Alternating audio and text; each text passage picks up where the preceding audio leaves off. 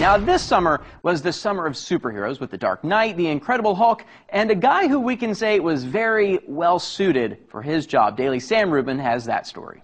Well, that sharp-dressed man is, of course, Iron Man, and he'd be nowhere without a special suit.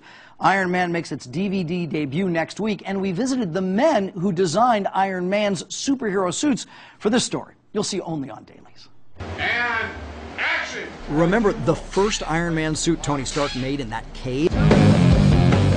It was courtesy of the Stan Winston Studios, where they've been creating Predators, Terminators, and meat-eating monster models for about 65 million years. And more recently, the Iron Man suits, like the Mark I, not exactly light summer wear for Robert Downey Jr. It weighs about 80 pounds, yeah.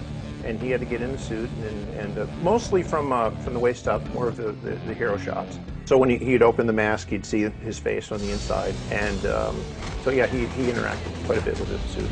But the prototype superhero Mark I was actually a better fit than the red and gold Mark III. Compared to the Mark III, this was probably more comfortable, just because it has more room in it to move around. I mean, they're all a little clunky and tough to wear for periods of time. You know, we would sit them down after each take so they could rest, and then they'd get up and go again. The Mark I Iron Man suit is a throwback to the old school Marvel comic book character. I'm a big fan of the comic book. I have been since I was a kid. And if you go all the way back to the original Iron Man when it first came out, in I believe 68 or in the 60s, I know, that the original design of Iron Man looked very similar to this. So in all, how many different Iron Men are there? Well, there's 3 Iron Man suits in the movie. The first, which here we talked about, the Mark I. The second one is basically the prototype for the final suit, which is the Mark II. And for the most part, the Mark II and the Mark III are the same suit. They're just, he paints it to look red and gold.